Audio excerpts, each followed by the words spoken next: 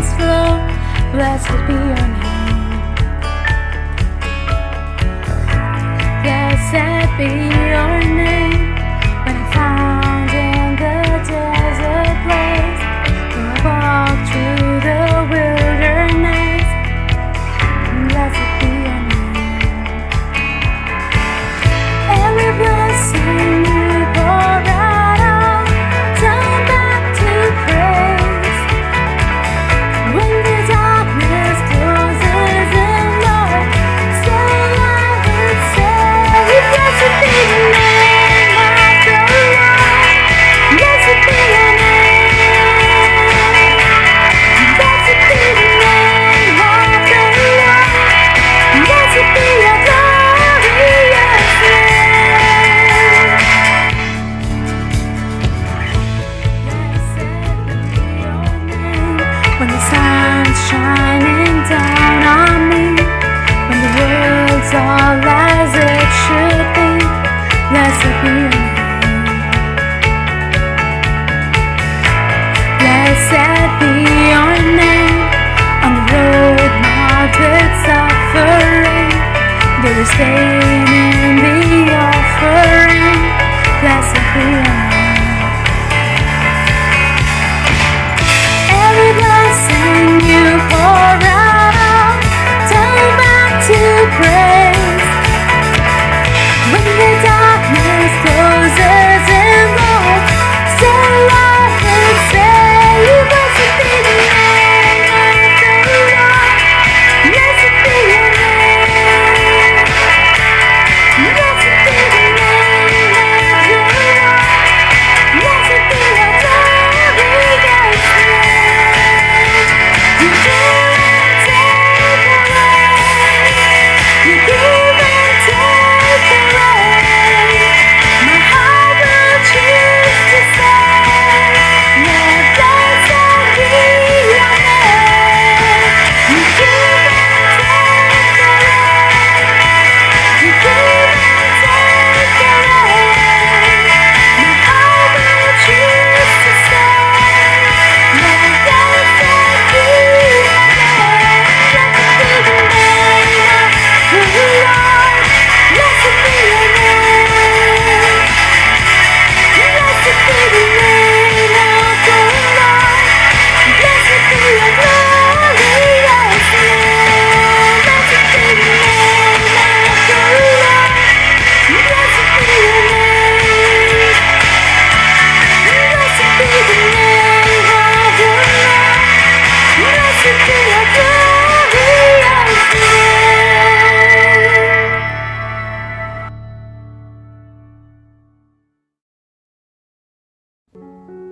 Welcome to another week's episode of Youth Focus. We know that in these difficult times, when everything around us is so uncertain, we find it increasingly difficult to keep our focus and our cool. It's often during these times that we forget who we are as children of God. Our God is the God of peace, and the peace that He gives us surpasses all understanding. Today's speaker, Evangelist Jason Sam, will tell us how to constantly keep our eyes on God so that we are not overcome by the circumstances that we face. Let us sit prayerfully in His presence. May the name of the Lord be glorified. Hi everyone, let me introduce you a word to begin with. And the word is pronounced aplomb, and it is spelled A-P-L-O-M-B.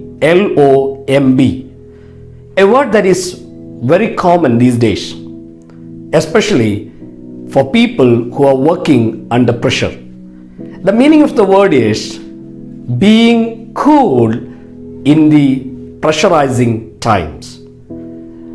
Well, we all are hit with hard circumstances in life. Sometimes easy ones come in our way and we just feel it so easy to go with it. But sometimes we are struck with hard ones, and these ones really pull us down. Now, as God's children, how do we react when we are facing hard circumstances in life? Maybe circumstances where we thought we will not have any problems in relation to the finance, in relation to the job that we had, in relation to many other things. But how do we react when things go beyond our control? When things go out of our hands? We know in cricket, for example, we are so much thrilled to see the captain cool, that is Dhoni. And we know how cool he is even at the last moment of his play. But how do we react as Christians when we are faced with hard circumstances? I would like to speak to you about a person who endured a very hard circumstance in his life, yet showed us how to thrive even in such bad circumstances. It's none other than Apostle Paul. And I would like to turn you to the book of Philippians, chapter 1 and verse number 12. Now I want you to know, brethren, that my circumstances have turned out for the greater progress of the gospel. As we read this verse, we may think, what is there to really ponder on? But when we look at this verse, the way that Apostle Paul puts it, there is something to be noted. It is easy for people to misunderstand, to think that Apostle Paul was having a hard time, where he would have been broken. The reason? Because he is in the prison. As we know, Philippians is a prison epistle. Being in the prison can be hard, but in the midst of that, Apostle Paul wants his brothers to understand that this hard circumstance has not broken him, but rather has built him. How did it build him? Well, he says, for me, this bigger circumstances, this hard circumstance has turned to be an opportunity. Opportunity for what? An opportunity, as we read in this above verses, opportunity to thank God, to make sure that the work of the gospel progresses. Dear friends, let me ask you like this. How many times we look at our circumstances and say, what bad circumstance I am in? Why did the Lord bring me in such a condition? How many times have we turned our circumstances to be an opportunity for the Lord to be praised, for the Lord to be glorified? Let us take a decision that in the midst of all the hard times that we would go through, that we would always focus on the opportunities rather than the difficulties. Apostle Paul has something more to explain to us. When we come to verse number 21, a very familiar verse for each one of us, he says, for me to live is Christ, and to die is gain. When we look at this verse, it seems like Apostle Paul says, amen, I am filled with hard days and I don't want to continue living on this earth.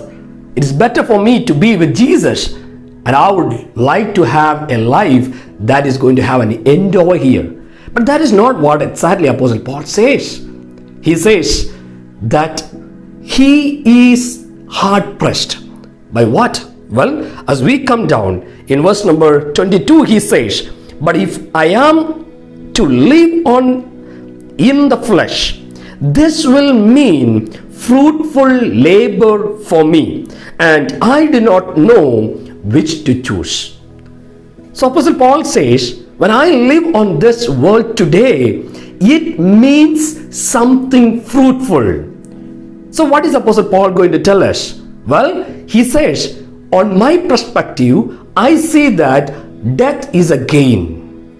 But in the perspective that is of a different one, I see the need of being alive with the people, the believers who are in Philippi.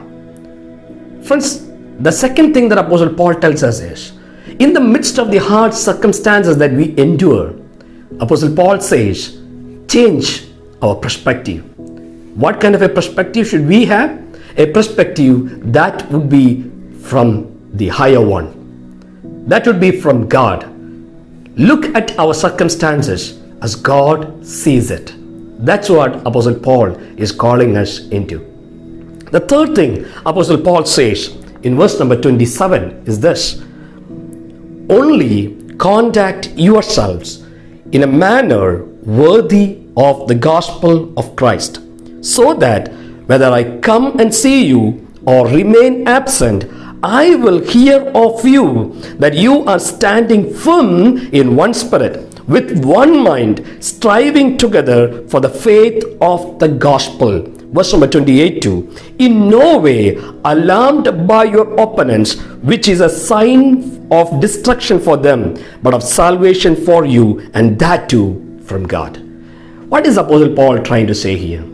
He says, in the midst of all these hard times that he is facing, he is still believing for something that would really change his entire problems. And that is a change that happens in the Philippians. He says, in the midst of all these problems, I would like you to be changed. Changed from failure to success. Changed from fear to courage. No more timidity, but being willing to stand strong, stand firm in front of the opposition. Apostle Paul is going to tell us this.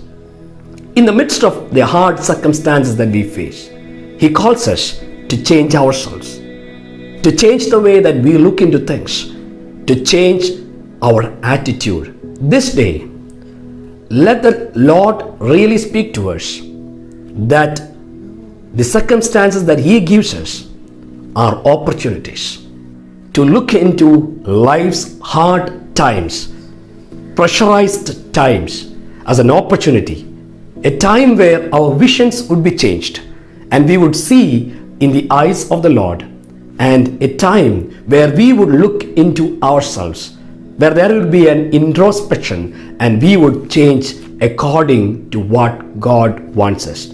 May his name alone be glorified. We hope that the message was a blessed one for you. Thank you for joining us today. God bless you.